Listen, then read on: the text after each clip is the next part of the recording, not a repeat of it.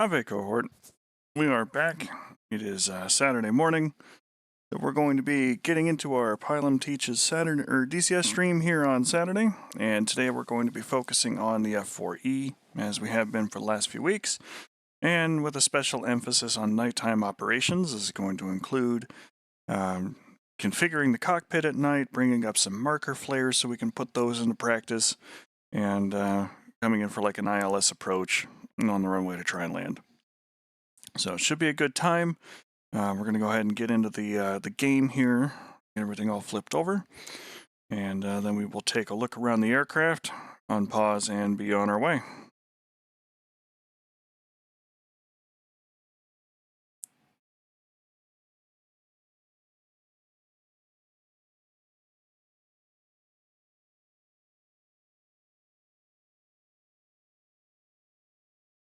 All right. So here we are. We got our jet. I have the mission here set in pause. I'm going to try and zoom in a little bit closer so we can see the weapons that we're carrying today. And then we'll get in the cockpit and kind of get moving with some things. I do have the external lights on and the formation lights on. Of course, we're carrying the usual defensive armament. We got our Sparrows and Sidewinders on board. We're also carrying M117 bombs on our centerline rack. We're carrying Mavericks on our special pylons. These are the D variant, which are in infrared. And we'll show you why I might do something like that here in just a minute. And then, of course, on the exterior, or the outboard pylons, we have the Su-25 flare dispensers. There are 2 pods each pod containing 8 marker flares. So in total, we have 32 flares available. We could also carry the dispensers on the center line if we liked, if we're just going up for just a marker type mission, or a limited bombing type mission, if we're bringing up like GBU-12s or Snake Eyes or Slicks or something on the special pylon adapter, or on the inboard pylon and foregoing the Sidewinder missiles. The map that we're using today is not the usual NTTR that we've been going on. We're actually on the Kola Peninsula map. I've made some minor modifications to a mission that we've flown before during the Monday streams, the Torn Strike mission. Sometimes we've flown out here too, just to be clear weather and nighttime. And the reason for that here is a lot of the older maps, I want to say a lot, I guess there's only a couple there. There's the Caucasus and the NTTR, that do not operate utilizing DCS's newer lighting engine. Which allows for dynamic lighting and other sources and things like that. So if I were to park my aircraft underneath this light fixture, you would expect to see light on the inside of the cockpit. Well, the older lighting engines that we have for those 2 maps do not have that kind of functionality. So since it's not as nice as what we're doing, especially here during the nighttime hours, we're going to go ahead and use the Kola Peninsula, both because it's fun and because it looks good. All right, let's go and get into the jet, and we will go ahead and unpause.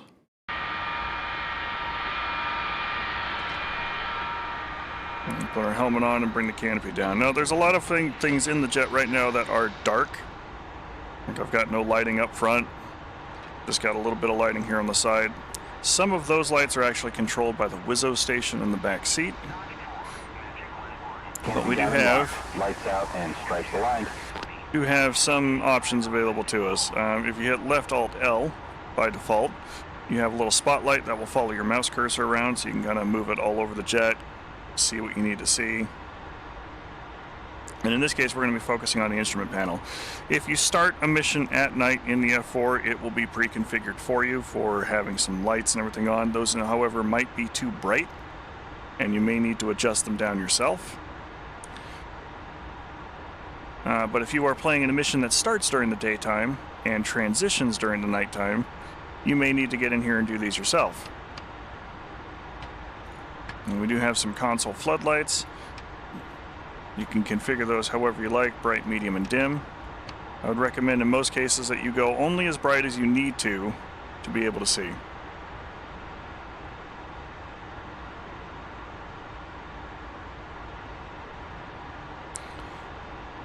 The reason for that is fairly simple. If you've got a brilliant washout of lights, it's really hard to see pretty much anything else.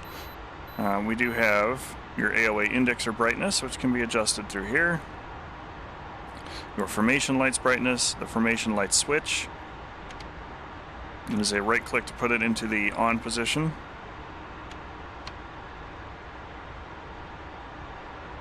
And then aft of your hip on the right hand side is your exterior lights panel. You've got options for steady and flash. You've got options for bright and dim. And then of course off. So we'll go ahead and we'll take care of putting that light out here for now.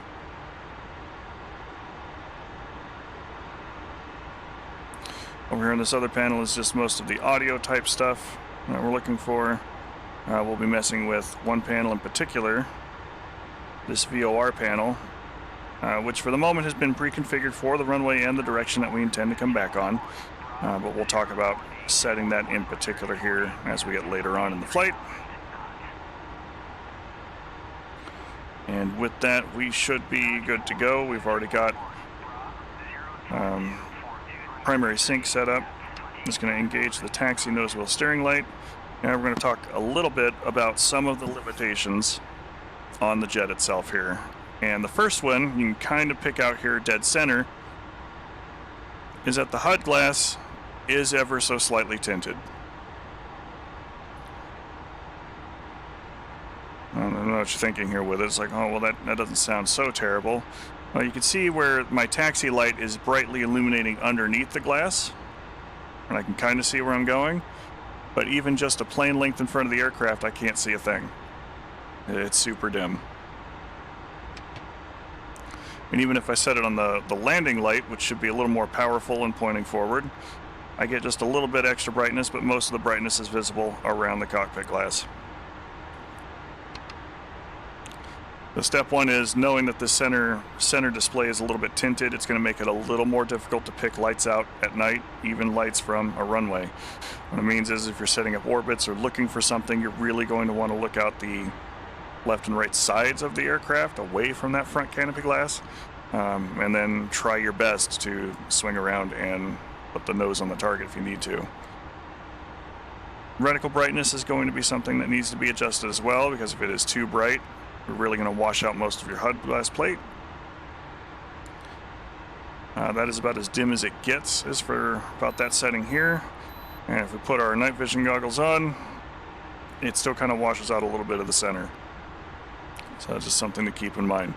The night vision by default is a right shift H to bring up and put down. I have bound mine to a HOTAS button, as I've also bound the gain controls for the night vision system. So we can really kind of dial that one in. It's always going to be a little bit fuzzy, so you're kind of going to have to know where certain things generally are, such as your speed or anything else if you look down in the cockpit. And if your canopy or cabin lights or instrument lights or anything along those lines are entirely too bright,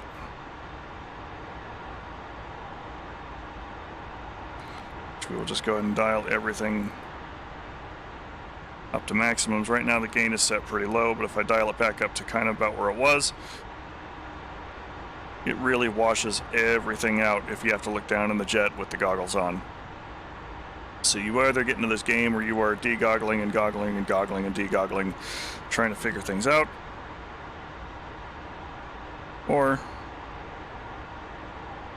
bring the lights down a little bit.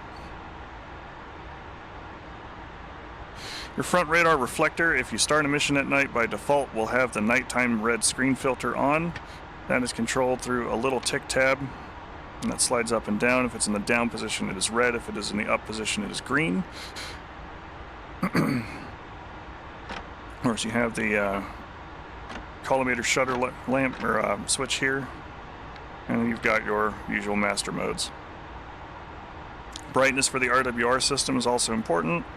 Again, if you're doing a daytime type mission, it may be set very bright so that it is easier to see, and as you move on into nighttime, it might become a little too bright to actually clearly see. So, something to keep in mind with all of those things.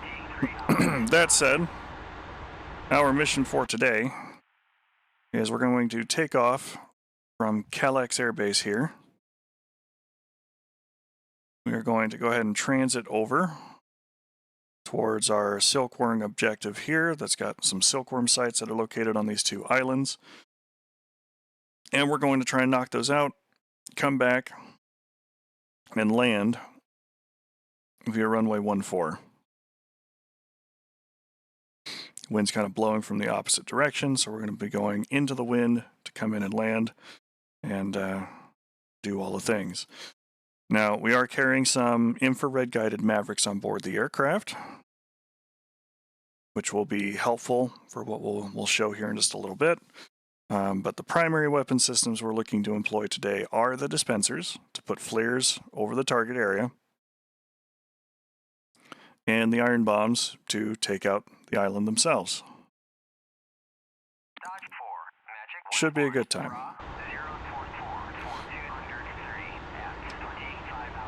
With that, we'll go ahead and take the flips down here. Slats out. Flaps down.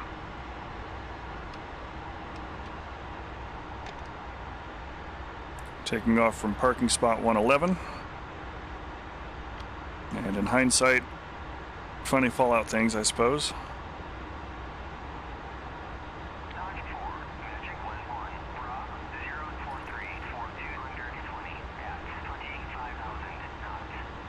Mostly trying to follow my taxi lines here.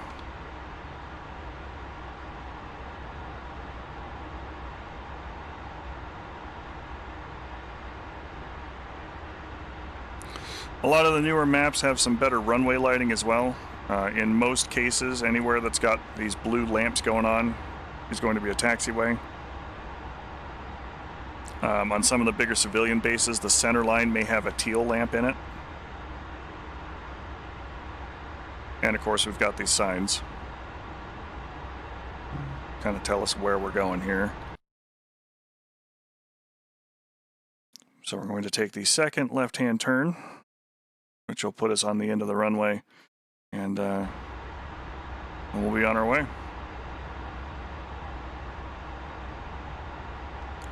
Meantime, everything else we're doing, we're just going to go ahead and double check our trim, make sure that is set correctly, the radio is dialed in.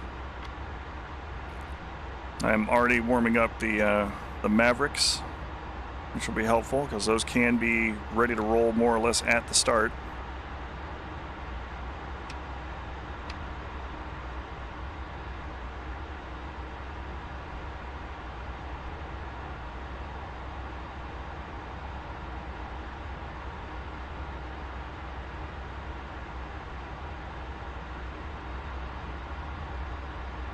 Given that it takes a few minutes to align the aircraft, you can use that time to warm up the seeker heads and get those ready to operate, as that takes a 3-minute process to get those ready to roll.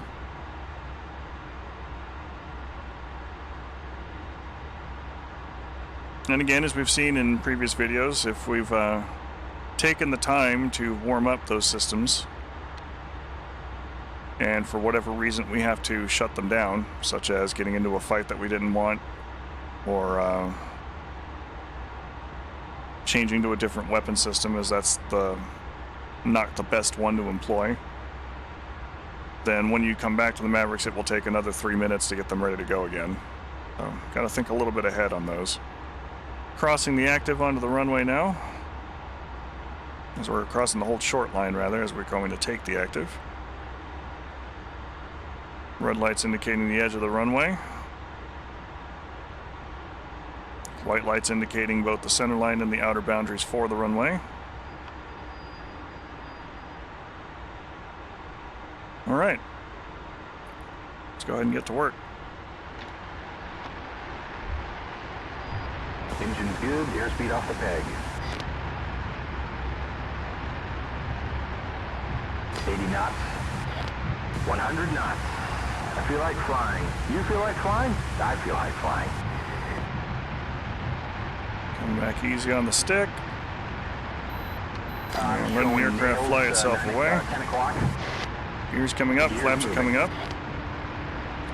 And we got an ad that's coming up on us here in about 50 seconds or so. We're just going to be doing a little bit of transiting. Gear up. Nothing super fancy there on that, so we'll catch you on the other end of that one. or if you are a subscriber, I'll be able to talk to you while we do it.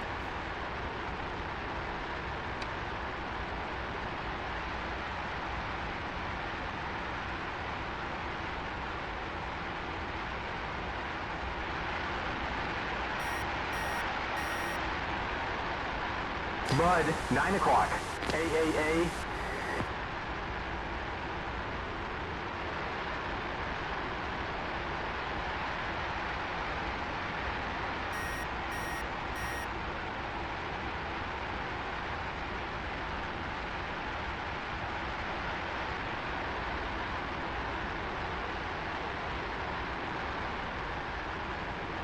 Okay, it's going to roll over a little bit while we climb.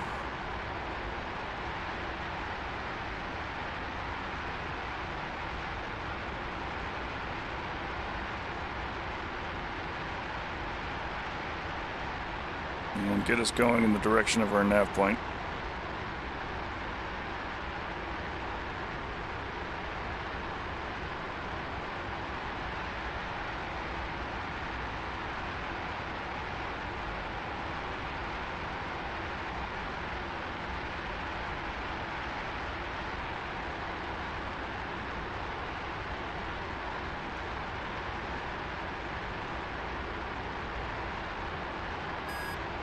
Heads up, I've got nails, 11 o'clock. And nails, 11 o'clock.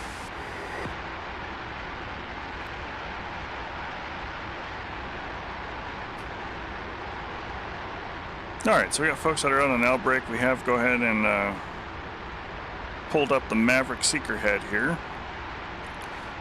And as always, I always recommend adjusting your brightness and contrast regardless of what Maverick type you're using.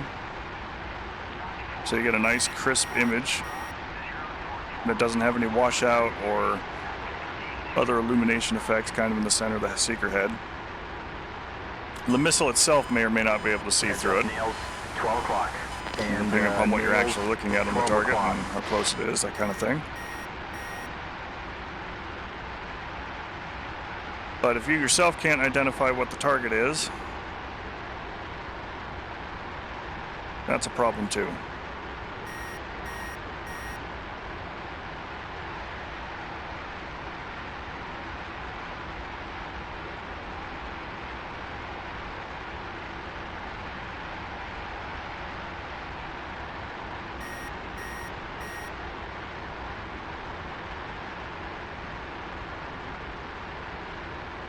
Climbing through about 15,000 feet.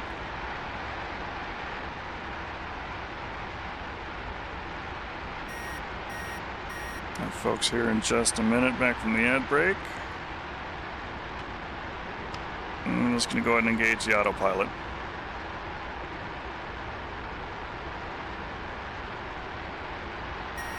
Alright, welcome back, folks. So, we've gone ahead and we've turned on our Maverick Seeker head. To get a kind of an idea about how hard on the eyes this can be in the dark. We got the red filter on, and that's the green one. Lot rougher to see. Now, one of the reasons why I might carry these 65Ds on board the aircraft is to use it almost as a poor man's FLIR. Because the infrared seeker head is the only one that's going to be useful for the aircraft at night on its own. You know, for using the TV guided things like the Maverick A or the Maverick B, which are also available to the jet. You need to have somebody else have a light source down there, and there are several different light options that are available. We're carrying the Su-25 pod, and of the lighting options that are available, the Su-25 is one of the best. The SAB 100 series bombs that some of the Russian aircraft could carry that will deploy flare markers on their way down to the ground do rather well as well. There are illumination rockets that are available across several of the helicopter platforms, but a lot of those rockets have a very short burn time and burn cycle. The illumination bombs for the Viggen tend to do okay. But since they are released from a very low altitude and kind of tossed onto a target, at least in their more proper employment pattern there, they're already closer to the ground and don't burn for as long. So the Su-25 flares really kind of give a lot of the best of both worlds there on that one. The only main difference with it is that it's not a bomb that I can throw somewhere, so I kind of have to overfly my target or get close enough to my target to be able to kick those out.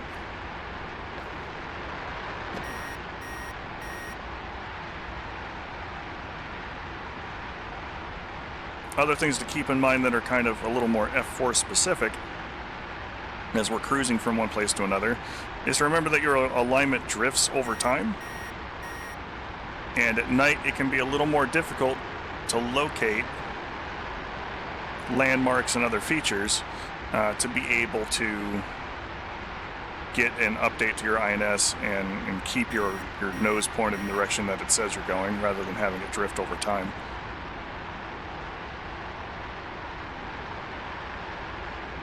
I'm going to provide another little demonstration here about the tinting of this HUD glass and why that might be a little bit of a problematic issue to deal with from time to time. Out here to our left, we've got some cities and some city lights that we can kind of see. I'm just going to go ahead and put the nose on them there. Like you can see right now, they're a little bit dim, a little bit distant. Just going to roll the nose right on over to them.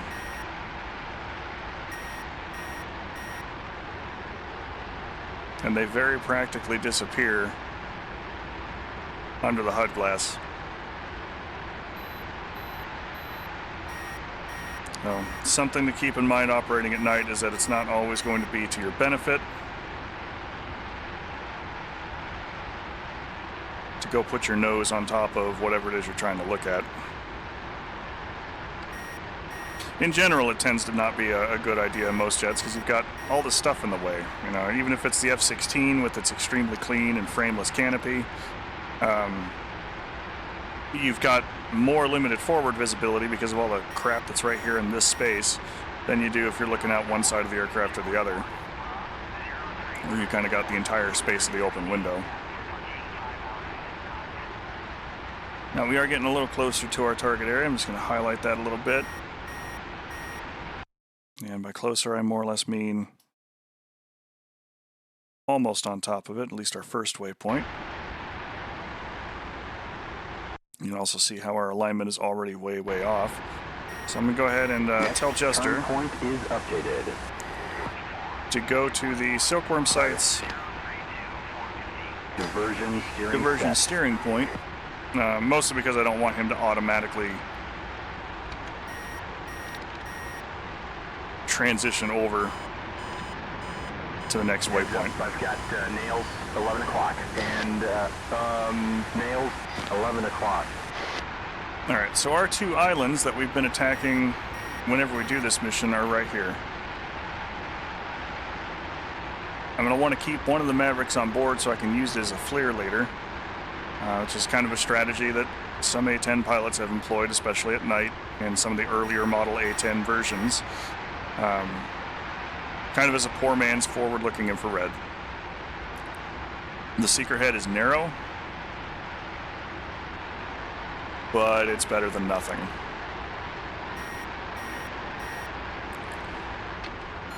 All right, I'm going to go ahead and ease back on the throttle here. 11 o'clock, SA-15 and mud 12 o'clock, SA-8. Now I know that there is a gun platform down there. We've flown this one a lot. I'm going to try and get the seeker head mostly where it needs to go.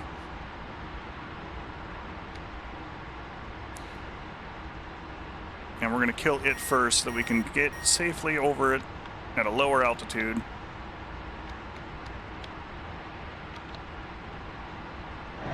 Rifle to successfully employ flares over the general target area.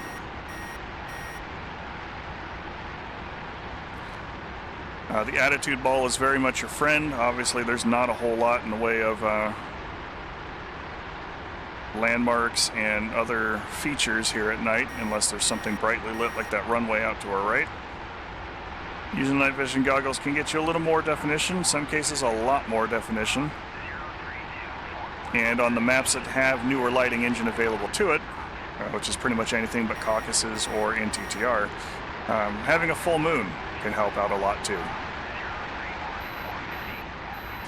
Now we are going to be going into combat time, so I'm going to go ahead and kill our exterior lights.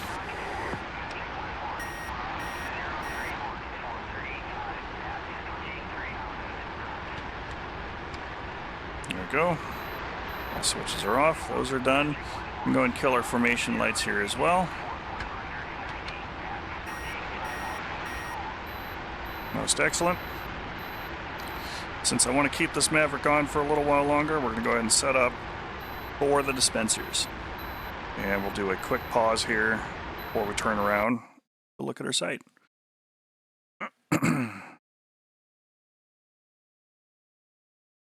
Actually, need the light there first. All right, so the first thing that we're going to want to do is make sure that we got our pylon selected. In this case, it is the left and right outer pylons. We're going to change this selector dial to rockets and dispenser, which is the 12 o'clock position on the weapon selector dash. And we're going to go ahead and leave the delivery mode in direct. The other thing that's going to be important there for us is having a quantity selector set to a good place so that it only kicks out as many flares as I want them to. It is going to kick out one from either pylon, but that's fine because we do want to be able to get the area lit up nice. The other thing that we want to keep in mind while messing around with this one is that the flares really only have so much reach on their light to provide useful illumination. So we're going to want to make sure that we try and drop these somewhere in the neighborhood between 4,000 and 6,000 feet AGL, which is going to maximize their burn time over the top of the target area. And at the same time, still be able to light the stuff up on the ground so that other people, if we were doing this in collaboration with other aircraft, whether it's other F-4s that are more bomb equipped than we are, or if we're moving in with rotors like the Hind that don't have a whole lot that they can use night vision time at night, like the pilot and gunner do have night vision goggles, but the optic system for employing things like their ATGMs does not. So in order for us to help them out, we need to make the area a little brighter. So let's go ahead and unpause. We'll turn back around and get this going.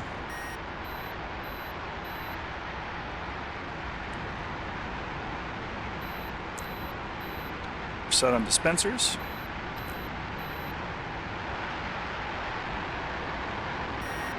The master arm lights indicate that those pylons are ready to work.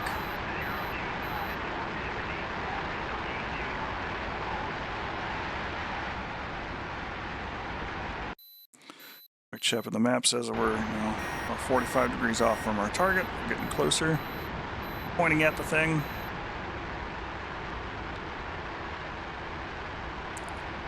And a quick search in the night vision goggles gives us the islands that we're looking for.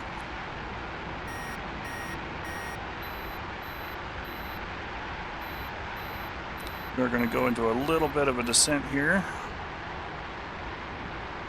Again, we need to be low enough.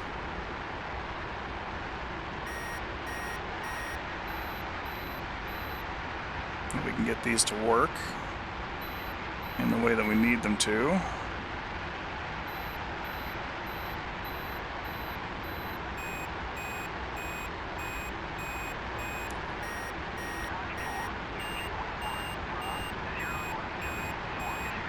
Coming in over the target area, it's going to pass beneath the nose here, and we're going to drop 1, drop 2, drop 3, drop 4.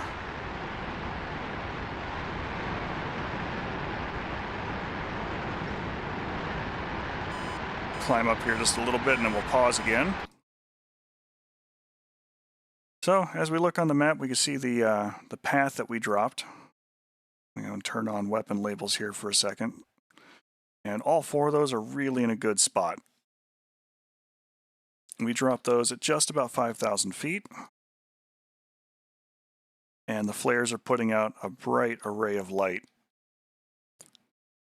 Each of these little flares has a little parachute on it that's going to arrest its fall, keep them going for a little while. Depending upon altitude, conditions, and other factors, you might be able to get 3 to 6 minutes worth of burn time out of the flares. And as you can see now, this whole area is brightly lit up. This is enough light that if you're using something like a TV with no infrared at all on it, type sensor, whether it's like a hobos or a walleye or the daytime sensors there on like the hind through its glass, even things like the cheval rather than the mercury pod for the SU-25, because that's an infrared pod for the mercury.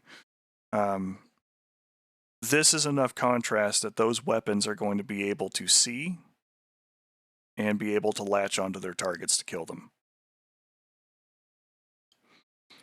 So now what we're going to do is we're going to change over to DT mode and take our bombs, and we're going to try and bomb both of these islands with the 5 bombs we got on board the jet, marking for ourselves here in this case. If I was doing this operating with some of the boys from Coyote or any of the other places that we have in Pantheon Initiative where I've got other pilots that are using, less than ideal non-day-night type systems, I would take an orbit station someplace and just watch and maintain the general area, and as those flares start to burn out, come back in and make another pass to try and keep the area lit up. And just make that my whole kind of job. Because if I'm the only person carrying marker flares to come down here and drop these things, and now that we don't have them, if that site's not already dead, we might have a problem with completing our mission. So let's go ahead and unpause. We'll set the bombs, DT for our radar assisted mode. Select our center pylon.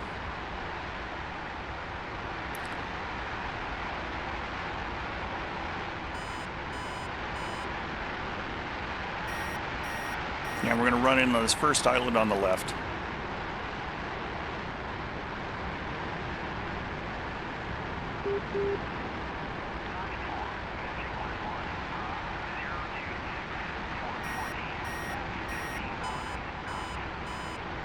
All right.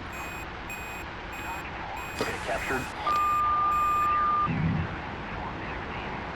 There are boats that are down there that are also posing a problem. But our strike was good. Those targets are hit.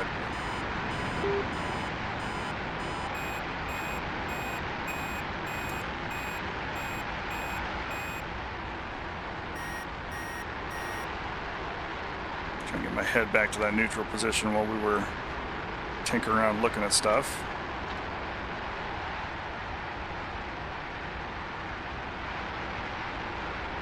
And just come back around and hit that other island with another 2 bombs.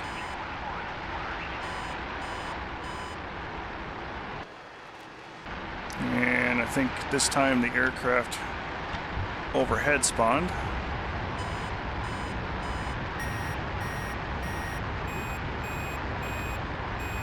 Which might pose a problem here for us in a minute. 12 o'clock. We've got a bandit, flogger, 3 o'clock. 2 miles and some bandits, 1 o'clock. 4 miles, okay, captured. Missile, 12 o'clock.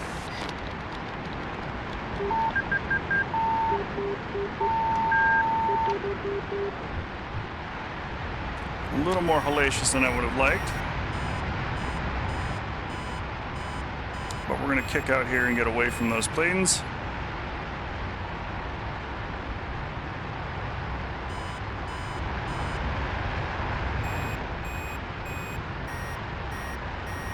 And then reassess what we're doing.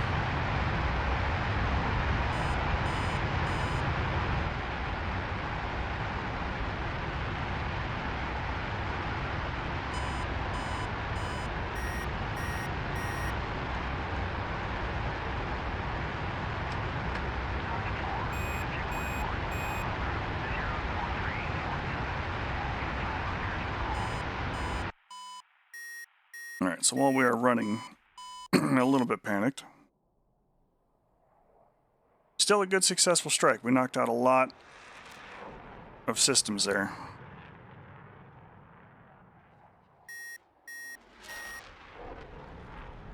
But you can also see afterburner trails there, including mine, which is the big bright spot out there.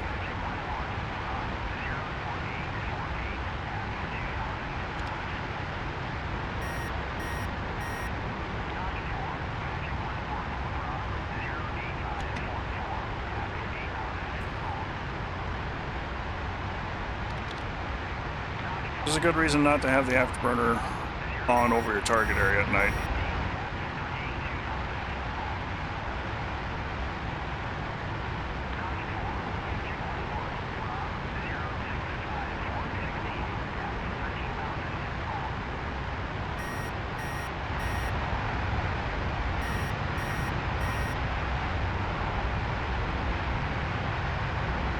And her flares just went out over there.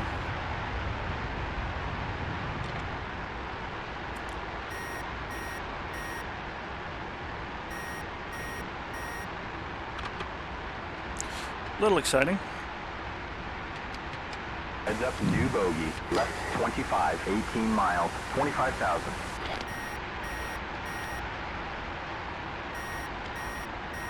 Friendly target getting IFF returns. But we should be far enough away from them that they're no longer interested in what we're doing. 047 for 190 at 25. Which means we can go home. First step we're going to do with this one Sentry, 11 o'clock, 12 miles. is change our navigation over to TACAN, which we have a good TACAN beacon on our base. The nice thing about using a TACAN beacon, especially for night navigation, is that on the F-4, even with the INS being all goofy and out of alignment and everything else, the arrow will always point you in the direction that it is receiving the signal from. It's not bound to the compass, it is literally just looking for, hey, I'm getting a signal out this direction, and here's where it's coming from.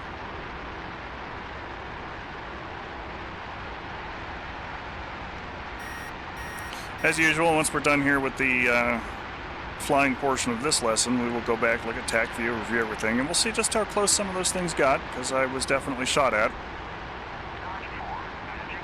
We've got a friendly, 11 o'clock, 9 miles. But we got away from things. Right now I'm leaving it on nav and navigation in TACAN while we're cruising back, but we will change that over to TACAN to set up kind of a poor man's ILS in places where you may not have a full ILS station to come in and land on.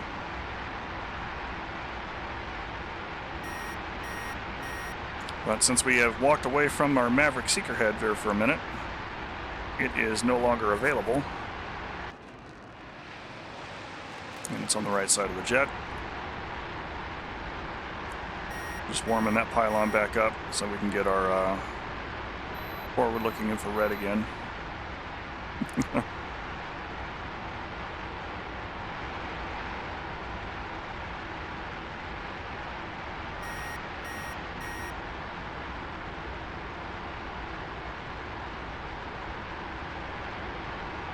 That is the interesting one about Torn Strike, is that it does occasionally randomly spawn in cap aircraft that try and protect their assets. I think it was a 4-ship of floggers that came after us too. But we'll see. TACView will show us. And we're about 20 miles out. So what I'm going to do for now is put ourselves in an altitude hold, and we're going to consult our map. Just going to pull back a little bit more on the throttles too. Maverick is back. And we're just going to click on the runway here, and if there is an ILS frequency available, it will list it here underneath the direction of which runway has it. There are some runways in the game that have no ILS tower. There are some runways that only have one, in which case it will only list the one frequency on the direction that does have it. In the mission editor, there's an actual white cone that shows the frequency and the directed heading for where those things are at, but you only get the frequency here on the F10 map once you're actually in the game. And that's at 110.30. So I said we were going to come down here and talk about this panel here for a minute. I'm going to go ahead and pause while we do that. And this is our panel for that ILS frequency code. You do have to turn the volume up, which you can use for the marker beacons as well. or the navigation VORLS system, which will then start beeping at you in Morse code when it has good signal. It will give you radio static otherwise. And then we're going to go ahead and start changing our various navigation inputs and flight directors and everything else to give us a good set of needles and good heading and steering towards our base. Turning up. Right now we're just getting crackle. The frequency in this window box is controlled by this double knob. The hundreds is the base, and the decimals is the riser on that one. We can set this to TACAN for display, which will allow us to actually use the course set knob. And in this case, we are looking for something around 140. I believe it's actually like 132.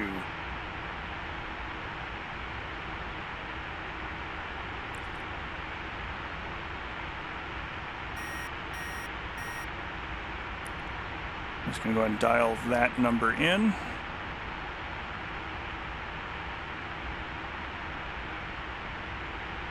I'll be bringing my heading bug around there for it too.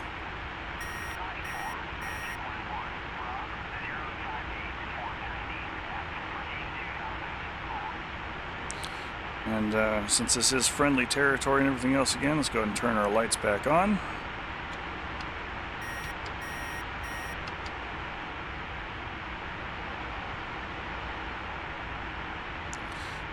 Make sure that our light is set for landing mode. And we are up pretty high, so we need to go ahead and come off the AP and descend. And we're flying kind of straight at the airbase before. I'm going to offset a little bit. Some of the little unique features for DCS, I'm pretty sure that is a rotor base. No, that's not. That's just a town. Some of the rotor bases really stand out now, especially on Syria, because I've got those yellow lights around the pad. But there's Calyx. You can see it. It is there with all of its lights and everything else on. Nails, 2 o'clock, 3 o'clock, and nails, 3 o'clock. I'm going to go ahead and dial up the radar altimeter to give me a light warning here at about 300 feet. Clear the autopilot disconnect master caution warning. Generally speaking, at night and in bad weather, it is common at a runway, just like it is on a carrier, to do either a straight-in type approach, or in the case of a carrier, it's a case 3 landing, where you're going to actually go out to a hold point. You're going to orbit there for a while. It's usually, 21 miles plus away from the boat, depending upon where you are in the stack. How we looking?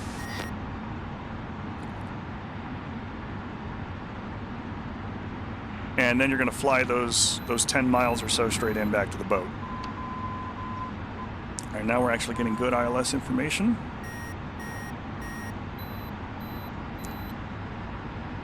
I'm going to go ahead and turn around. And turn my needles on.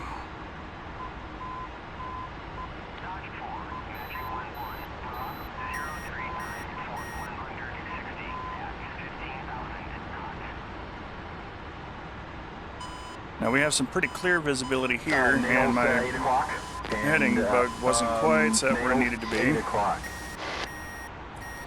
But we can get it close, and since we can see the runway, and really start preparing for it here in advance. Go ahead and raise my seat.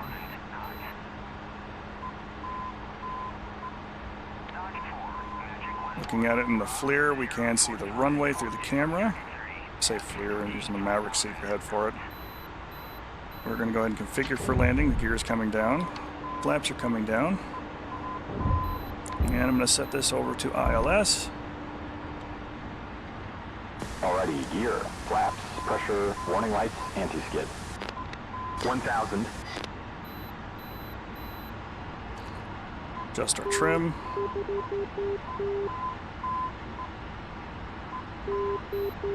Getting glide slope information, but it says I'm a little off to the right. 500. But I can see the runway, so I'm going to ignore the left-right there for it and just try and get back on the glide slope. We've got nails, 9 o'clock. And nails, 9 o'clock. $300.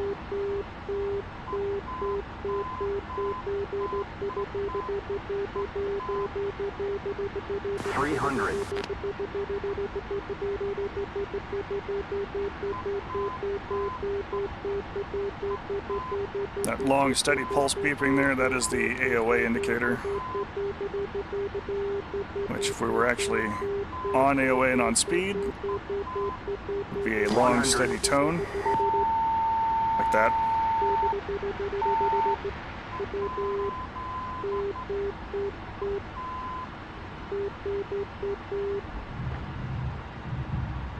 And the chute's deployed. Well, maybe if you knew how to land, we could have sold it to a museum. It wasn't that rough there, Jester.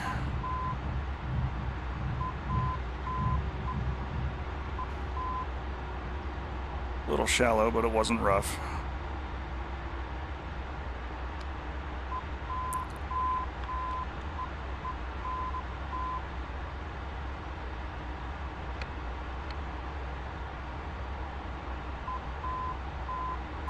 Yep. So we were a little off because I didn't quite have the heading bug where it needed to be, which is why that vertical post was off.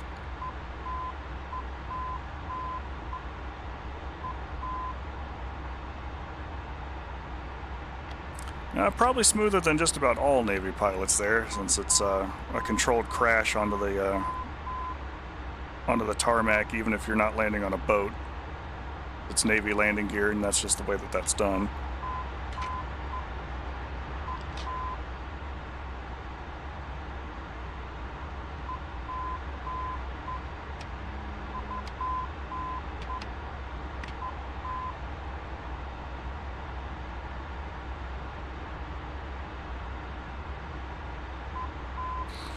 We'll taxi ourselves off here.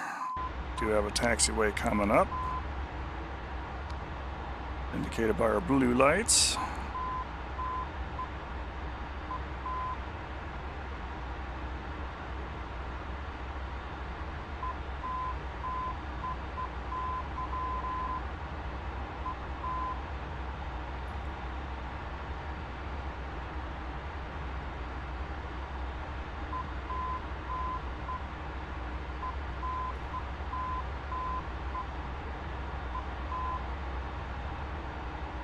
And we'll run back to our parking spot here.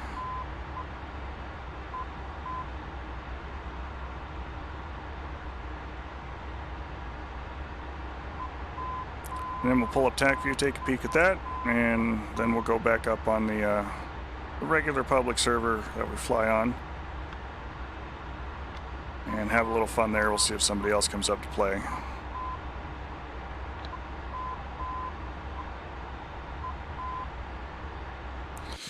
But the bigger things, especially with the F-4, trying to fly it at night and trying to bring it back home in conditions where you don't see anything.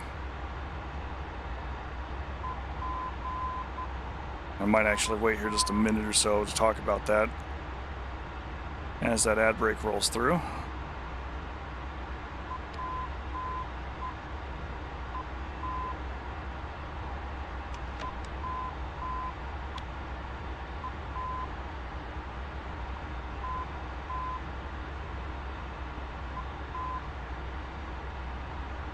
Maybe it's not actually rolling that one just yet, but it might soon. The biggest thing to keep in mind with it is that INS drift, in this aircraft especially, is a very real concept, and if you're flying either on a server where GPS has been turned off by virtue of what year the mission has been set for, or if your aircraft of choice models INS drift, you really do have to rely on a multitude of other options to make sure that you're pointed where you're supposed to be and going where you're supposed to go. And we'll do a little brief example just a moment as soon as we bring our aircraft to a full and complete stop. And we can turn the fasten seatbelt sign off.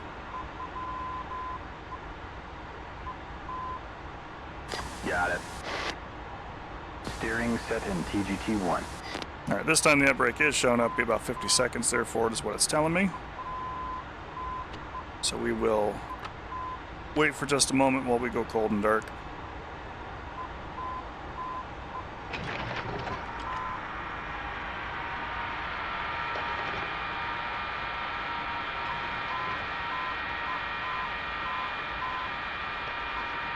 Already done. Roger.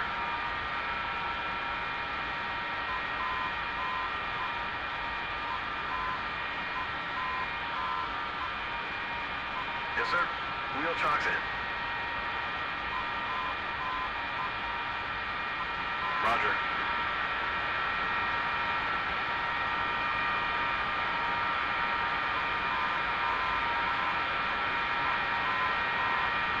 Good.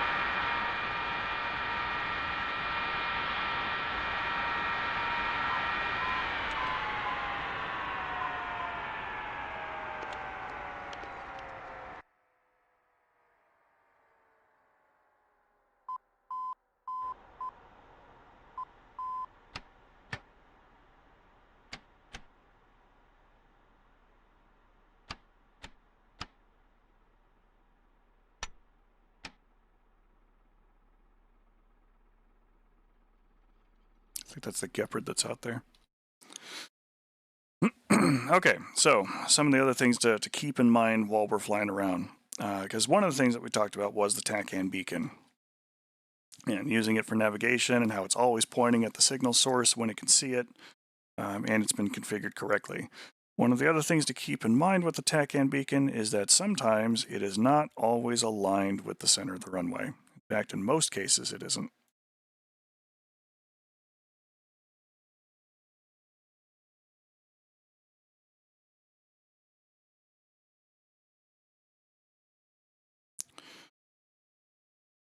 Go back and show this again here in a minute or so.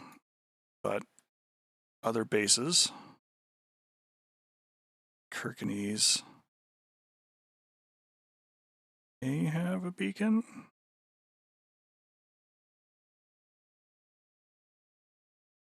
Beacon, but no TACAN.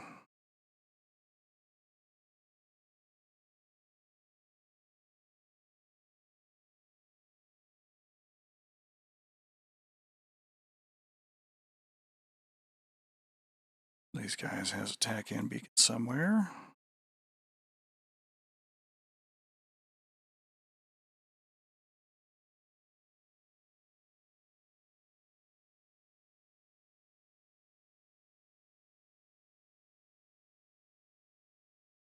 Yeah, there we go. We'll come back and we'll look at that here in about 10 seconds or so.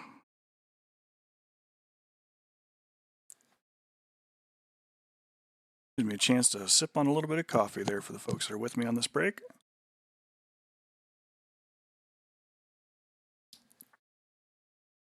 All right, welcome back from the ad break, folks. Yeah, same principle applies to VOR and with DME and everything else. It's a good point there, Wild Man. Also, welcome to the chat.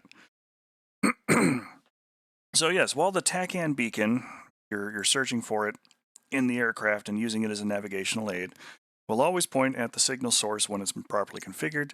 TACAN beacon itself may not be dead center on the middle of the runway.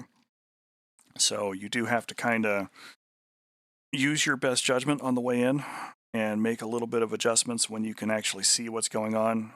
In cases where it is absolutely 0-0 weather and everything is just terrible all the way down onto the deck until the runway or the carrier pops out underneath your aircraft, it becomes even more exciting. But in theory, you should be able to pick out the lights and either make a minor change or otherwise commit to a slightly off-center landing and correct it once you touch down. Other airports, like this one here at Bodo, which I may not be pronouncing right because it goes with all kinds of different letters and everything else. Its TACAN beacon here on channel 45 is way offset from the runway itself. So if you're flying, literally straight towards it, you're going to be just south of the runway, regardless of what direction that you're coming in to look at. So it does pay to kind of use other methods of making sure you're going and pointing where you're supposed to be pointing. Runway headings and all that the like are usually inside the knee board, so you can pull it up and actually get like the true runway heading. Broadly, you can get a little close to it, like this one here says runway 07. And if I draw my little magic marker right down the middle of the runway here and lock it down for a second. Come on, middle mouse button, there we go. It's showing me that it is 084 true, 076 magnetic.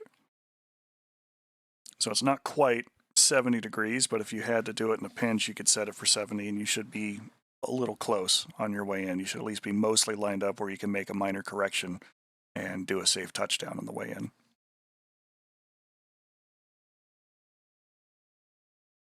Instrument flying is a lot of fun. I do enjoy working with that one, even if I'm not quite close or not quite perfect, and there's perhaps better ways to do things, but that's the joy of doing flight sims, is that learning is a constant experience. Nobody ever really masters an aircraft. They just are extremely proficient in it because there's always something new to learn or always something new to refine. So for now, let's go ahead and break out of this. We'll go to TAC view real quick. We'll observe our attack here on the Silkworm sites and see how we did.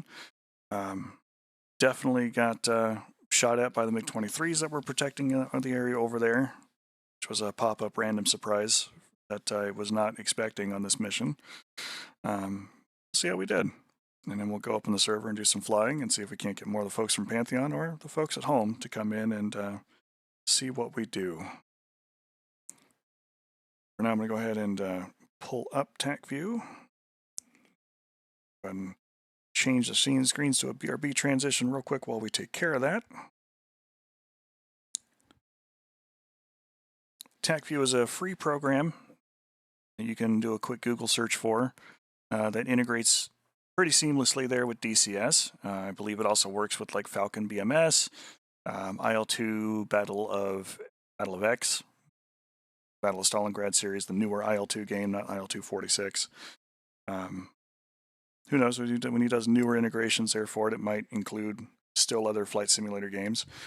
And what it does is it takes telemetry information that it gets from the games itself, and it will convert them into something that you can actually make heads or tails of. I've used this one a lot to try and help refine my own flying, because it is a useful program for showing me things that happen all around me. And even in instances where it's like, oh, there's no way in hell I got killed by insert XYZ there or whatever, and then you go in and look at TAC view, it's like, oh, okay, cool, no, I missed the flanker that was coming in behind me, and he tapped me with his 27 ET in the ass, and I just wasn't paying attention. And it'll show you all those things. Some of that is subjected to whatever the server allows to be exported for data. Because especially on like PvP servers and the like, if they use TAC view at all, generally they might have a 10-minute delay built in with it, so you can't really see what all is happening and going on. That's all really kind of normal and just kind of part and parcel for dealing with things in PvP, because it could be a huge cheating tool otherwise, as it gives you perfect SA all the way around. So some of them, if they have it turned on at all, there's usually a delay. Otherwise, they might have it off, and the only thing you could see is your own aircraft and no weapon shots. But for what we're doing here, we're doing this single player. I was the host, and I have all that turned on so we can see things like this. So let's just go ahead and roll right through it. Do a little walk around the aircraft. We taxi up, we take off. Just going to fast forward here to our initial position. We've got 2 boats that were protecting the Silkworm site here, which they took some shots at us too. Now we've got the actual Silkworm site down there. Let's turn off the supersizing and kind of see the real spatial relationship with all of those. Depending upon how the map gets updated too, sometimes the islands and things like that aren't as precise for the landmass, but it is close enough. Go ahead and blow that up again so we can see things a little easier. The rings here indicate threat circles for air defense type weapons, whether they are guns or missiles. And as far as my own aircraft is concerned, the dotted line is the true direction of the nose. The solid blue line here is the flight path, because I have the trail kind of running through the aircraft and out a little ways in front of it. This teal line with the X on it is my head tracking, roughly the center point for where it's looking. The green line indicates the distance between my currently selected item here on the left and whatever's selected on the right. In this case, it's the enemy Chinese AWACS. That's way out there in the middle of nowhere. If I set it to that side there, it will change over and it will show you the distance there. And then this line here on the top of the aircraft is G load on the jet. And it will go from like pink to red to black depending upon what kind of G load you're getting. But at this point, we had come in, we talked about what we were doing for the day, and we got very close to where this weapon or this objective system was. And I was like, oh, I need to extend a little bit. So let me just go ahead and kick out a little bit to the right. Look outside the left side of the aircraft. We see in our sight, figure out what it is we want to do. And the first thing that I wanted to kill was the ZU-23 gun pit that's down here. Now at night, this is a system that relies on the Mark I eyeball. A lot of those systems at night, unless you're running through here with your afterburners and the lights on, they may not see you. So he was a lot less of a threat at night than he is during the daytime when he can actually kind of see what's going on. But either way, we killed him first. He was the problem. At this point, we were coming back, and we were going to employ our flares, which I wanted to be down at about 4,000 to 6,000 feet to make sure we got the best and brightest space on that one. Any of the dispensers on board the aircraft, whether they are the SUU-25 flares, or flare dispensers rather, or the cluster munitions that you can employ for the F-4, and if you're using the mod, the A-4, they shoot backwards out of the jet. It's like if you took a rocket pod and you mounted it in reverse, which is why rockets and dispensers are the selector pod for that. So these kick out behind us. They do travel forward a short distance before the parachute arrests their fall. So that's something to keep in mind too, is that if you're not looking to drop them directly over the top of the target, you got to drop it just a little bit beforehand. But as we cruise through here, over here on the left side, we can see the telemetry data that we're currently getting. And we are at 2,400 feet ASL, 2,300 feet AGL. We got a little lower than I would have liked. So we could have been up twice this height as we came in. But they're over the top of the target and they're doing their thing. And as we saw earlier in the stream, it lit up both of these islands extremely well. And now that they are lit up like that, if you've got other aircraft that are flying with you that are using, either inferior sensors, or maybe it's a historical mission and, that kind of fancy pod technology with infrared everything isn't something that's commonly available. Now your other allies can see what's going on for the target and can put weapons on the target.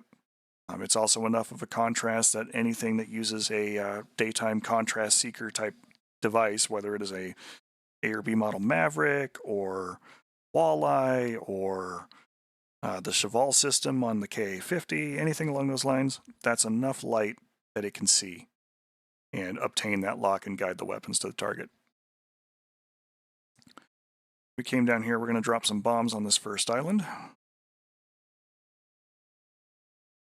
We get shot at by the boat and we saw those yellow tracers coming up, but we were already on our run, dropped our two M117s.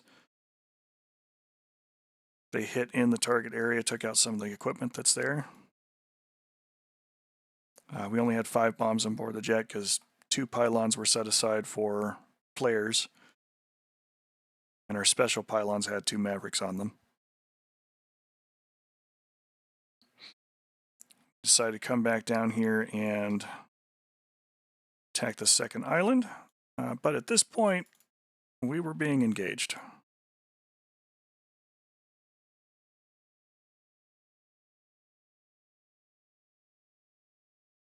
Kick out some flares, throw off the 24T. Defeated the 24R. Defeated several of those apparently.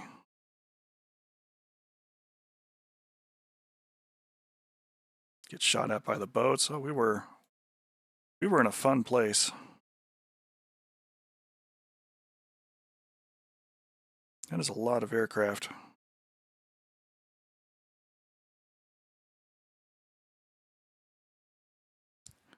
Watch it kind of in slightly accelerated quasi-real time.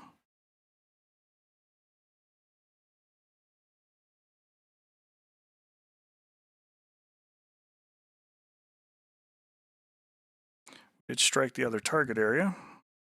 Shot up by the boats. Thank God that 24T ran out of energy. And at this point, I just said I'm pushing south, and we are flooring it. Loggers soon give up the fight.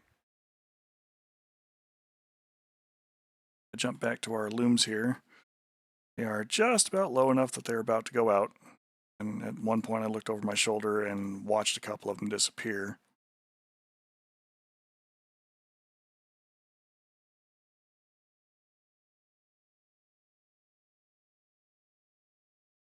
And the MiG-23s gave up and went back to protecting their airspace.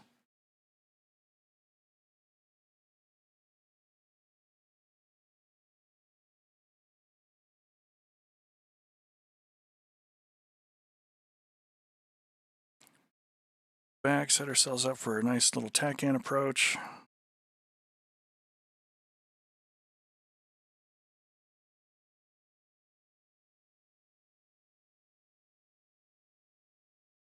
We touched down. And now we're here. Nice little cruise. Good strike on the target. Managed not to get killed by the 1v4 that we were flying into.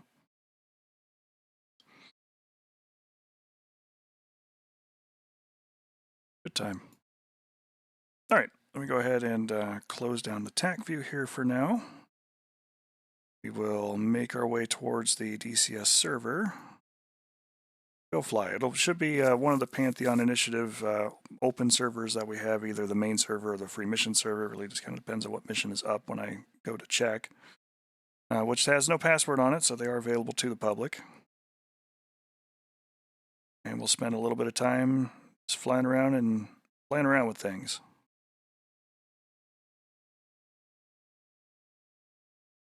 All right, let's go ahead and get ourselves back in and out of single player.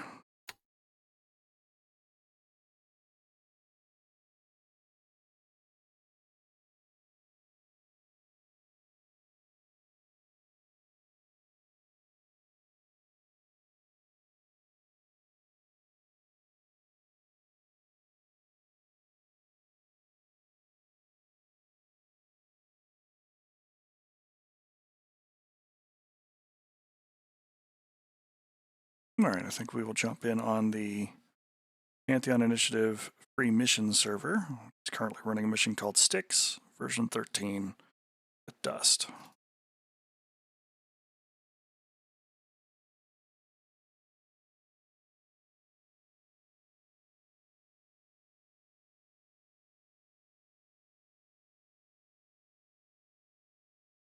Be a minute here while it loads and gets all the textures going and everything.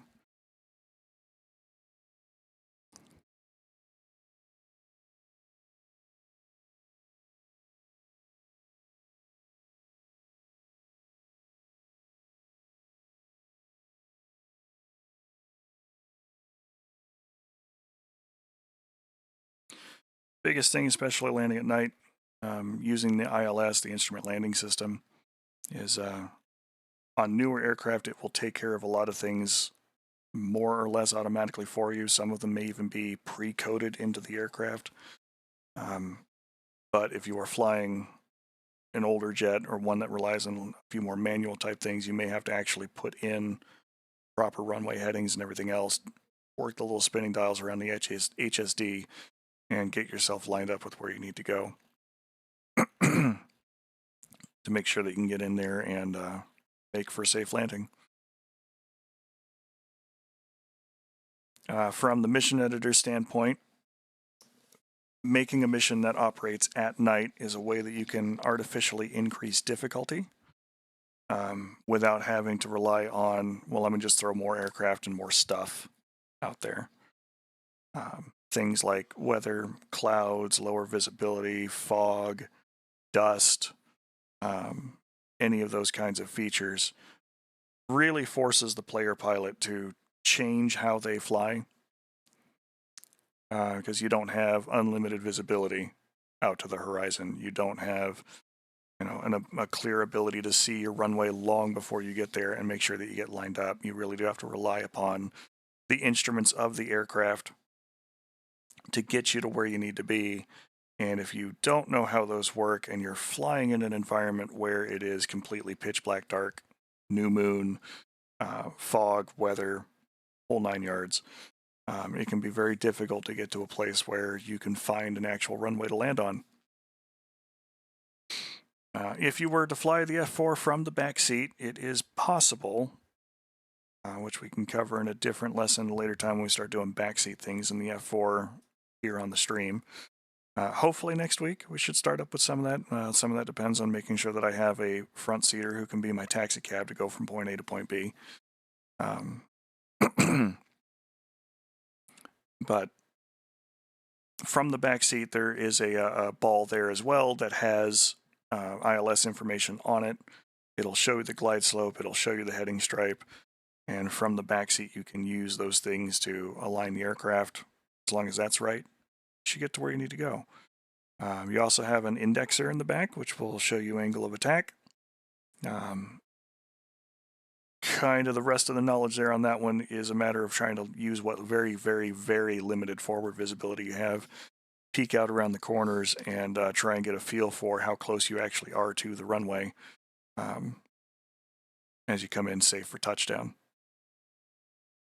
I have not landed the aircraft from the back seat yet, so that's going to be something I'm going to have to fiddle around with and play with before we actually make it a real attempt. But that is on the list of things to do.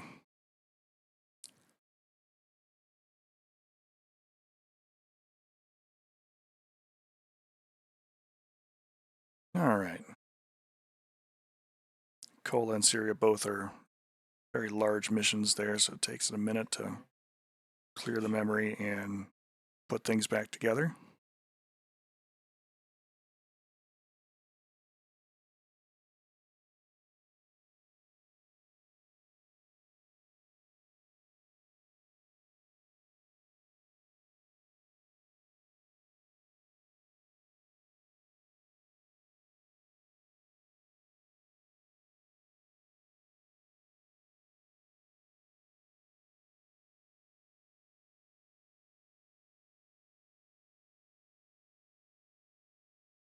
As far as future Pilum teaches DCS things, I believe the next set that I've got for the F4 in particular is going to be the back seat and showing off its kind of features, which should be fun time. I enjoy doing things in the back seat of the F4.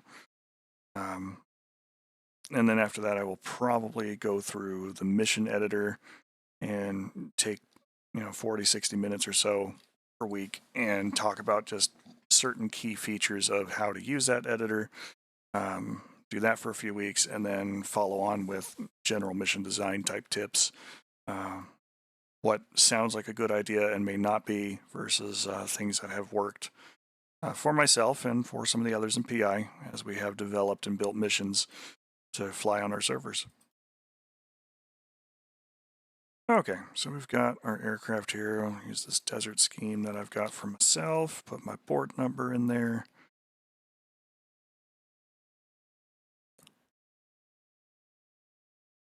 Let's go ahead and get ourselves some bombs. Forgo the centerline tank and bring bombs. And on the left wing, we'll put a Shrike. Tune that for the SA-8. Put it in the loft. And we'll bring a Maverick on the opposite pylon, so that way if we for whatever reason can't kill it with the Shrike, we can try and kill it with the Maverick.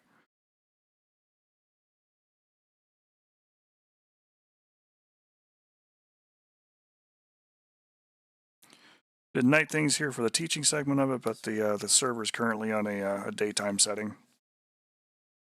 And rather than kind of flip everything else around and try and do this at night, we'll just have a little bit of a good time with it here for the last little bit here on the stream.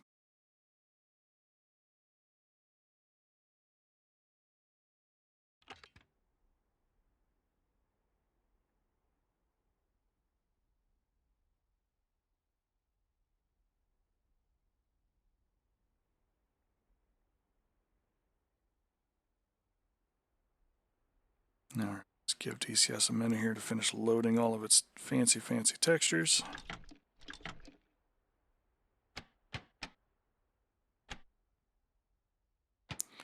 It's doing that though. I'm going to go ahead and start getting the switches working for What alignment startup. do you want?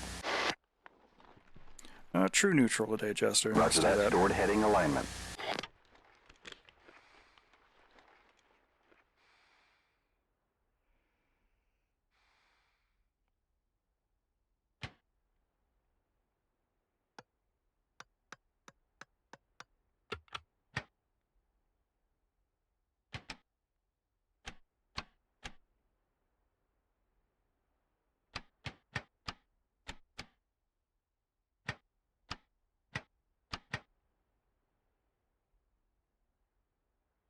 All right, all good there.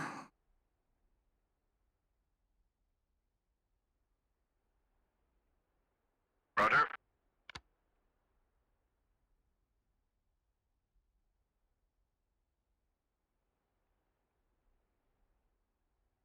Cartridges are loaded.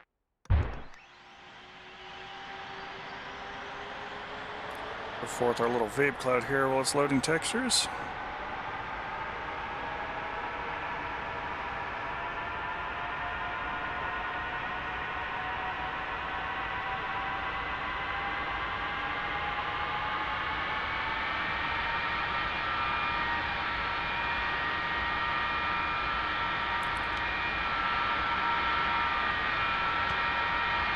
If you cycle Gen 2, I can start the alignment.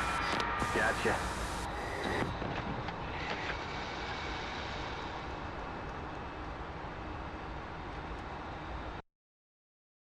All right.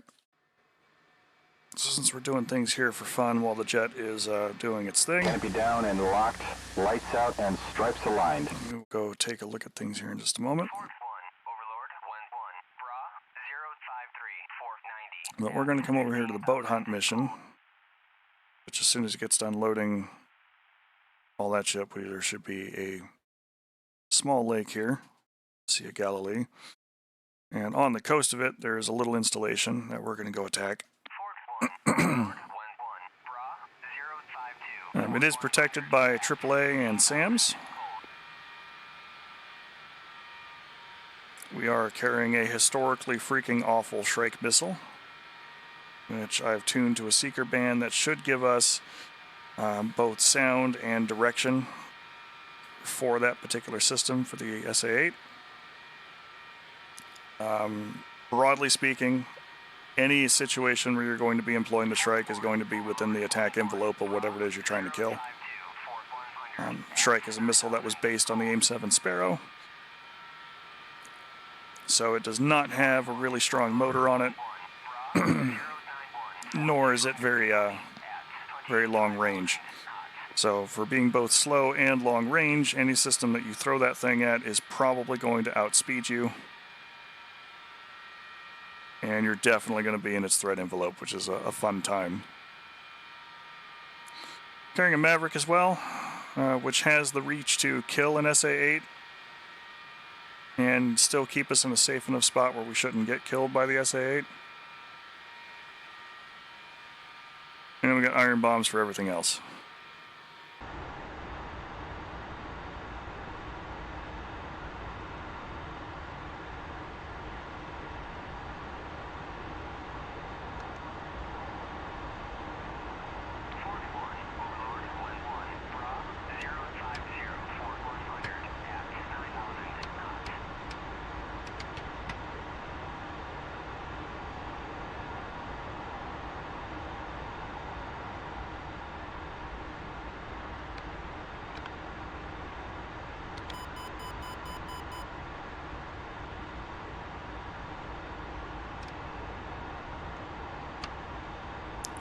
heard the click from the back seat. Alignment completed. You can Yep, go there it primary goes. sync now. Ready to taxi.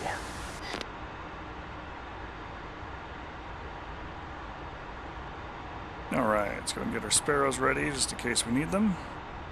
I'm going to go ahead and preemptively dial in.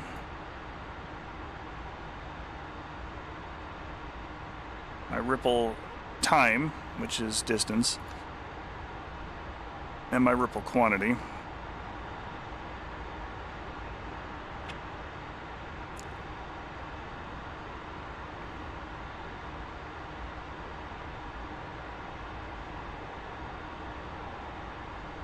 Roger. Yep. Steering set for diversion. Roger.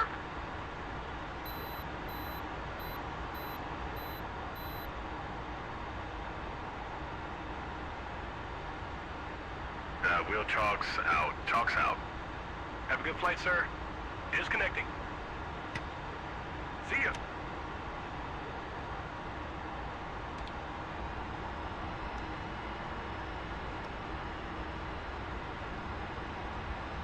All right, let's go flying.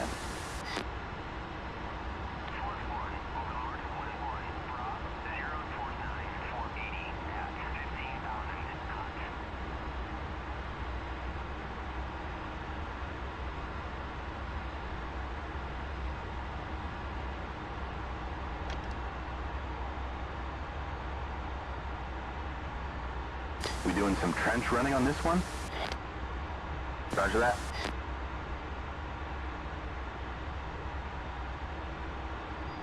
It is just us on the server at the moment, but it's still a good habit to make sure nobody's on approach. Nobody's trying to wheel around the corner, come after us.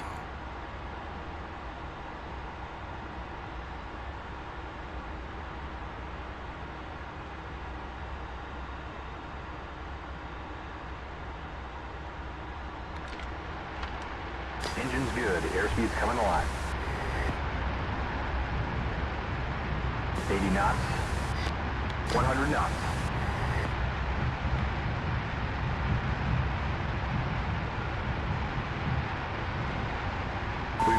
We've got nails. 1 o'clock. Waxed up. Gears moving.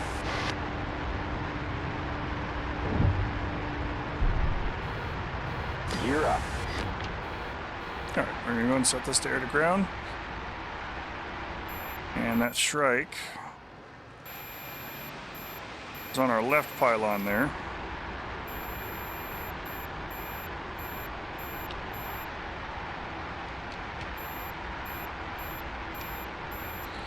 And since we have it configured for loft mode, we're going to use our delivery mode selector to go to AGM 45 and to ARM. 4 o'clock. 4 o'clock.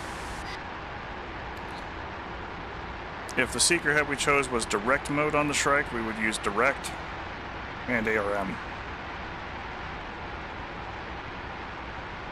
We're going to go ahead and turn on our steering needles there, as that's going to be useful for employing the weapon.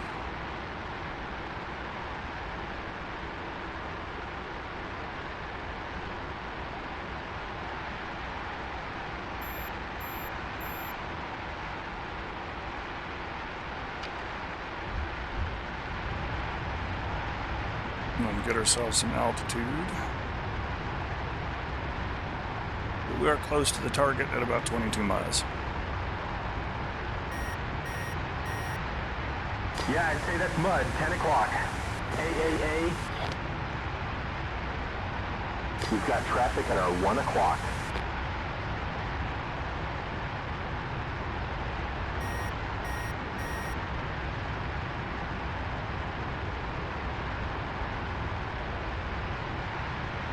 Heads up, we've got traffic at 1 o'clock.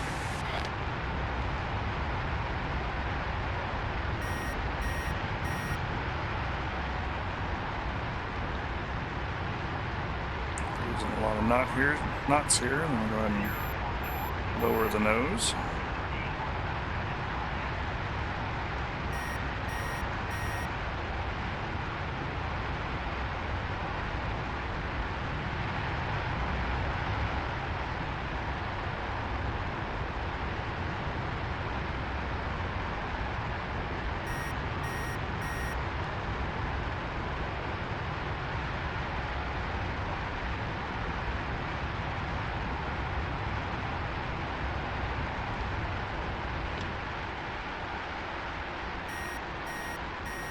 Alright, so our target area should be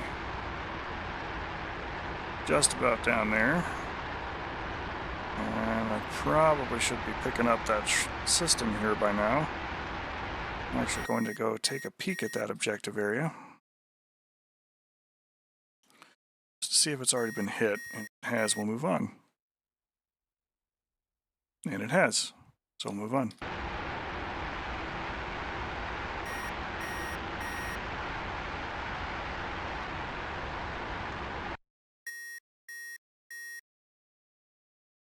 Let's double check the cast objective here, which that looks like it's been hit.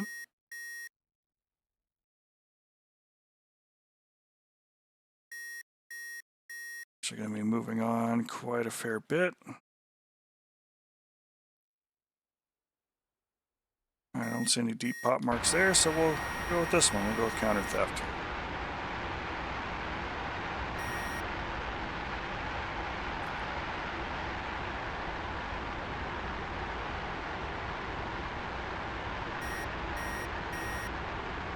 Roger that. Steering set in TGT-1.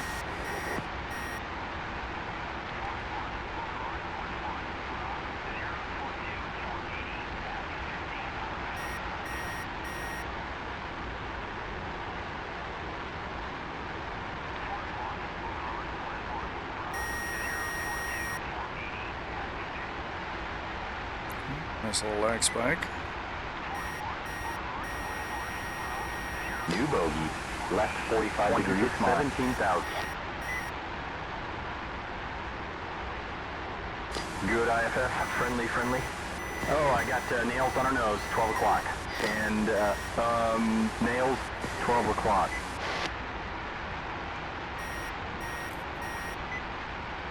Okay, so you're hearing a little high-pitched whine. And you're seeing those needles jump with it.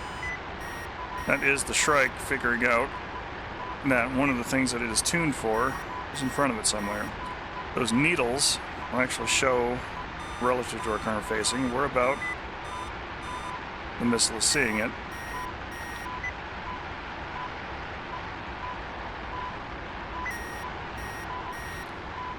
We're still 30 miles out, so we are way, way out of range of that Shrike.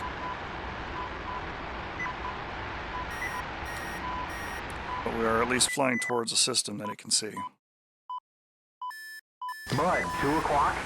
SA-2. I see a contact. Left 20, 36 miles, 16,500. And Mud, 2 o'clock.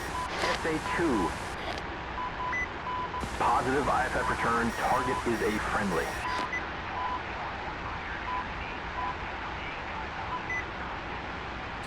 Shrike historically has a very abysmal hit record.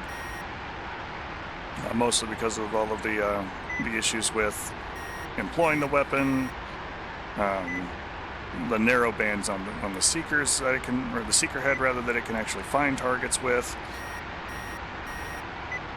the envelope that you got to throw these things with, either in loft or direct mode.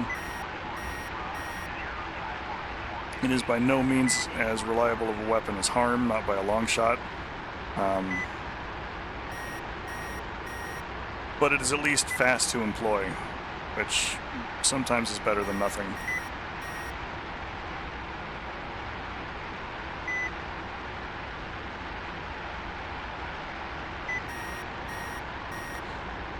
Using it in loft mode, we should be able to get about 7 miles out of it.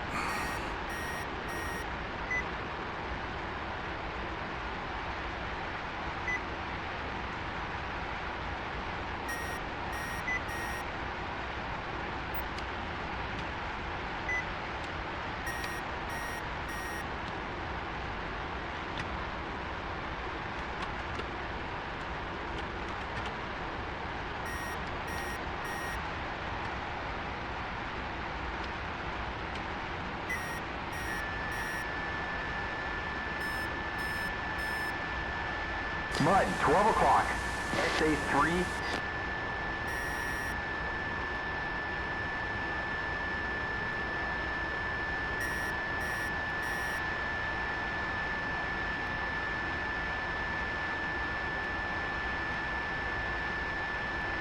Well, that's some Interesting tearing issues there. I have new bogeys. Checking IFF. That tone will get louder the more on center Right you on our are. nose, 12 o'clock. We have an enemy 2-ship bra, right 15, 40 miles, 1,500. SA-6.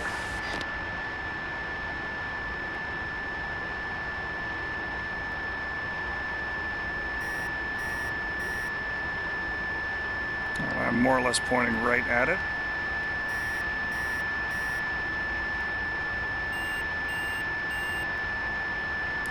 Which we can see the 3 little towers there to the right. That is part of that zone.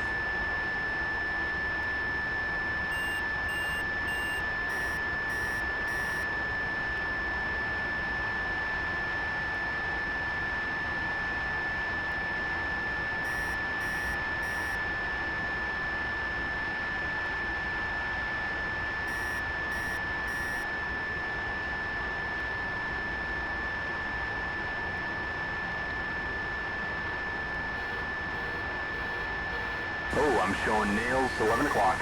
And nails 11 o'clock. We got a stinger right on our nose. SA-8. All right, it's fired. Missile 11 o'clock.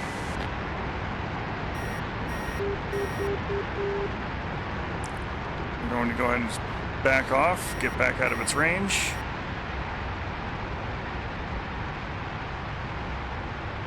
And we'll come back and see if we can't get it again. Because we do need to have that indexer light up to tell us that we're in good parameters, or the system thinks it's in good parameters for a shot. And the things that I forgot to do. 2802 feet. And let's get in here and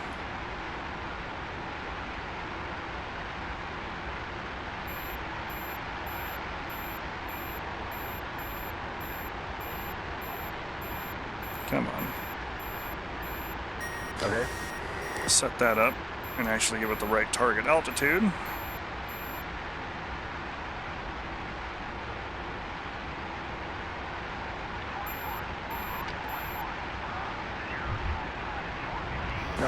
Nails 7 o'clock. And nails Which should 7 o'clock. get us some better information to the computer system and hopefully get us a better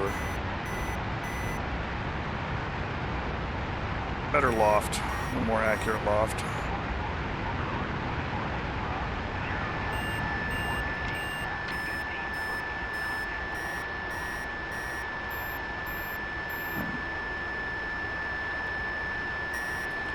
It wants me to pull up, so we're going to pull up. Oh, we cleared it.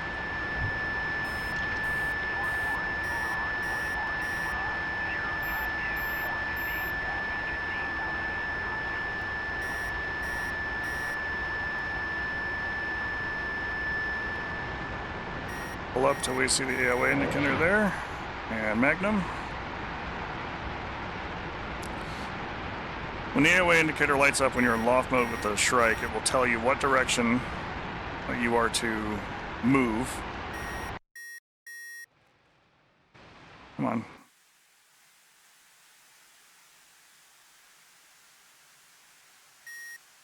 And I don't think it quite saw it. Oh, I could be wrong.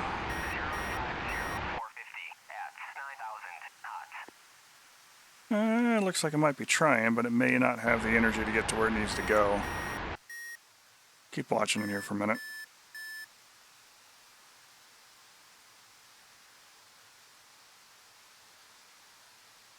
Now that's going to hit kind of in the middle of nowhere.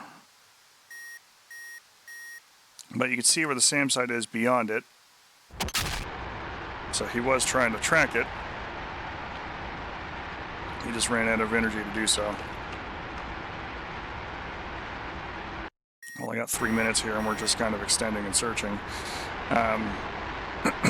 Basically what that works out to is the loft will try and get the missile to go up and overhead.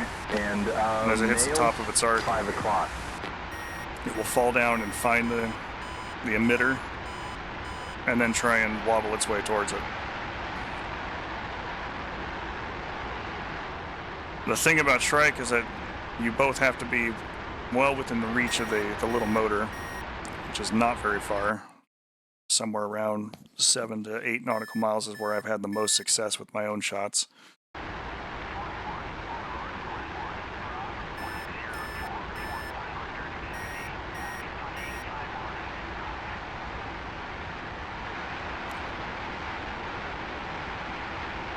And you do have to be very smooth and precise with your pull-up to get the weapon to go where it needs to go. If you don't have any information around the AOA indexer, the weapon will not come off the rail, which is a disadvantage versus direct mode, which will fire the weapon as soon as you pull the trigger. Or push the button, rather. It's a pickle button release.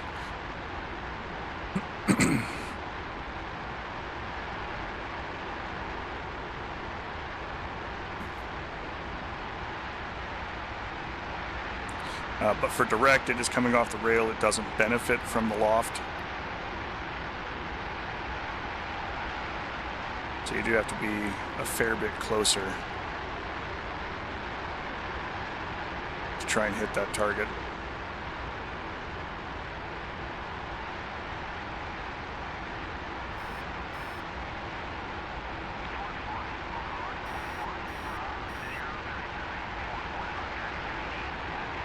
But we'll warm up the Maverick, and we'll see if we can't throw that in there.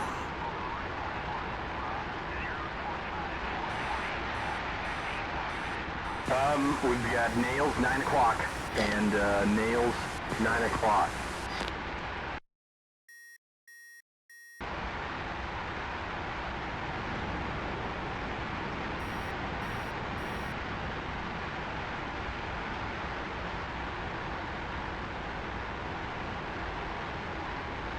We're about 20 miles out from the target area.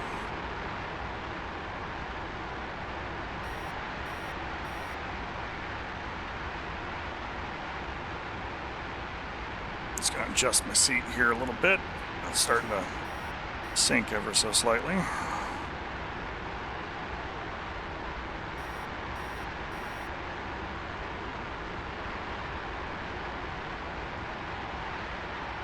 Alright, our Maverick is ready to go. We're going to go flip down to the TV display and pull it up. Usually I like to start, especially with the Delta Mavericks, of finding a spot out there and adjusting brightness and contrast before I get in there. I'm going to turn the RWR volume up back a little bit.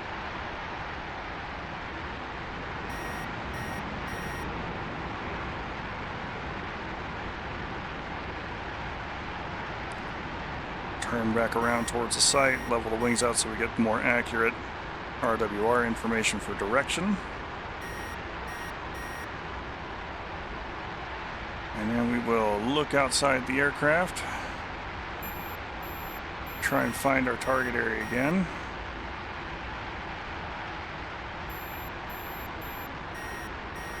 And consult with the sensor.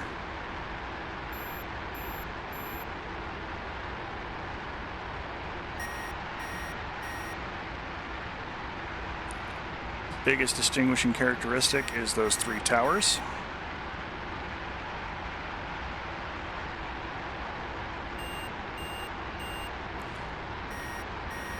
Zoom in just a little bit. Now they should be a little warm.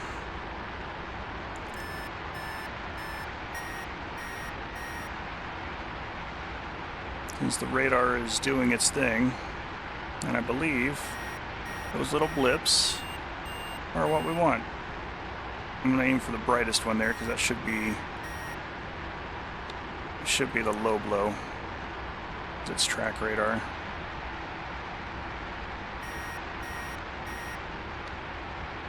Pressing that air refueling button, we are latched and rifled.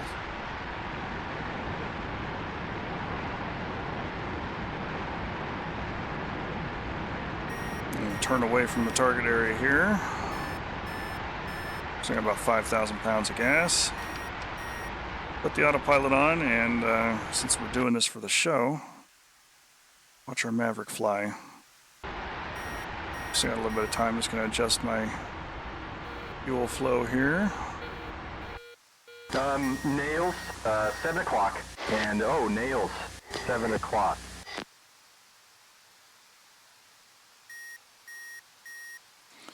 kind of following a similar path to that the Shrike was doing. It's just the Shrike ran out of energy. We were definitely able to see the sight in front of the Shrike on its way down to the ground. Just didn't have the E to get to where it needed to go. It's actually going to hit the surge. No, it's going to hit the missile. But it looks like it was close enough that we destroyed the other elements of that site, so that SA-3 is done.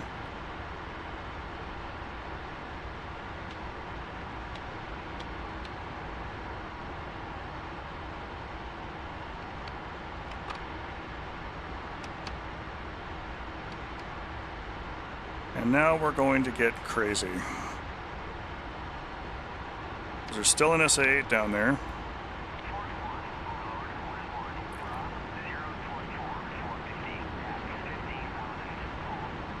But I'm out of weapons with standoff to kill him with. So we're going to see if we can drop some bombs on him.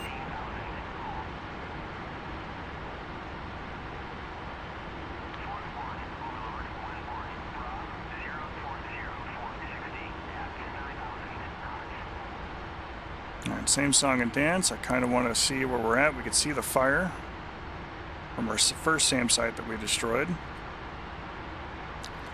The SA-8 is illuminating from roughly a similar direction. And I kind of want him to be able to see me to shoot at me, but I can see where he is.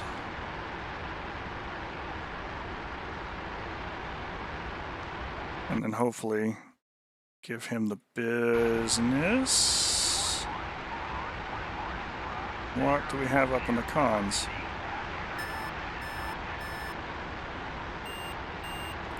Okay, we might have a few things to do here.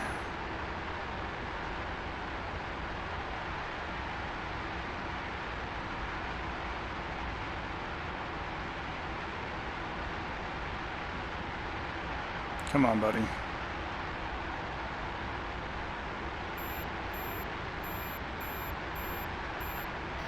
So I either need to see you to be able to bomb you. 2 o'clock, 3 o'clock, and nailed. There we go. 3 o'clock. That's a stinger. 12 o'clock. Right off the nose. I'm going to throw the aircraft down into the dirt, try and break his line of sight and cause him to self-destruct that missile.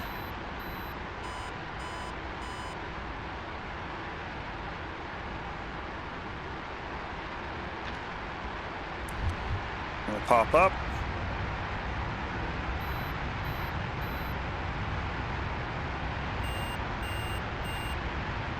Case captured.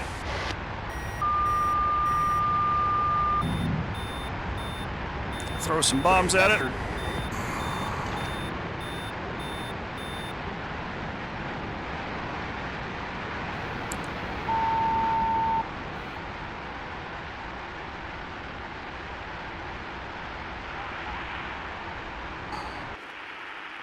I don't like that.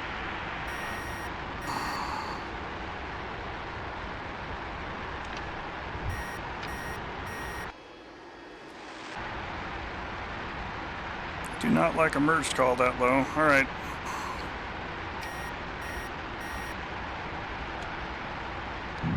Let's get rid of all that stuff. It's time to fight.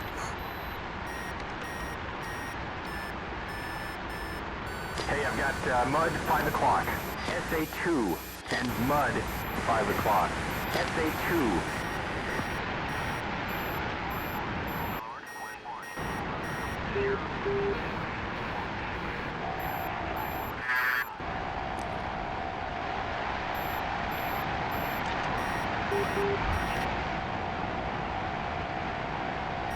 Yes, I am merged. Thank you. Come on, head tracking. Now's not the time for that.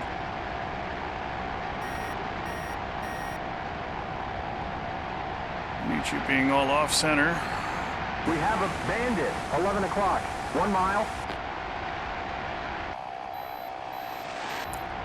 All right, let's focus on this low guy. Very, very atrocious. We have a bandit, 1 o'clock. There he is. 1 mile. There he is. Box 2.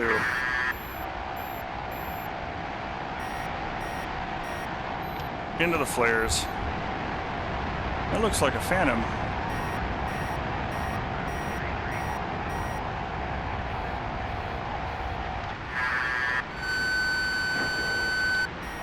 Have another one. Ooh, we got hit. And we killed him.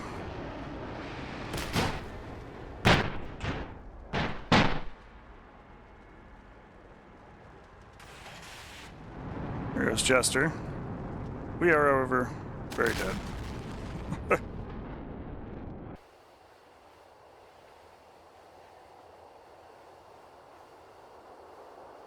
That said, though, I do kind of want to see if we managed to kill that SA-8 that was over that site. So let's get in here and we'll take a peek.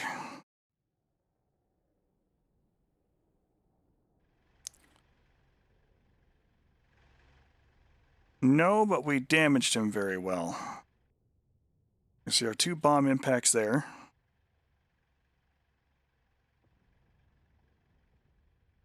So with our best estimate kind of tracing his trail back, we managed to hit him hard enough that he stopped transmitting, because you can see that dish is not spinning anymore. Without an actual target to track, actually no, the upper dish is the search radar. That should always be spinning. Those lower plates are the track system.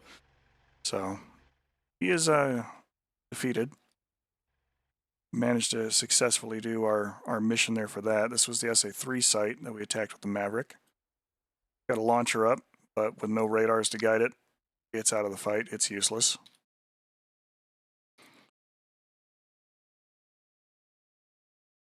But we, however, didn't make it.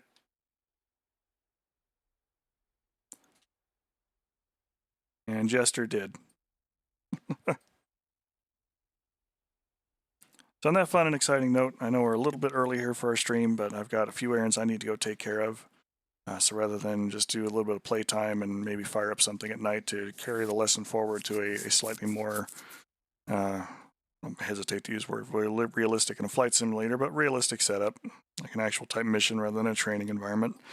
We're going to go ahead and call that one there. So let me go ahead and flip things over so we can get to everything else.